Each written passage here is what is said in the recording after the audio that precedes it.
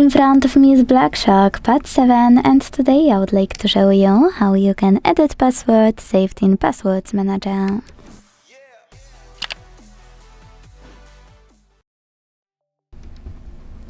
Begin by opening Settings and scrolling to click on this section here called Google. Then choose All Services. Scroll again and tap on Autofill with Google over here. Now select Google Password Manager and click on any password you wanna edit. Enter your screen lock, hit Edit button and change whatever you want to.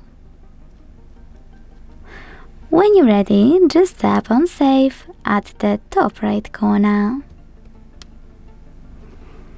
So when I do that, as you can see, my password and login has changed.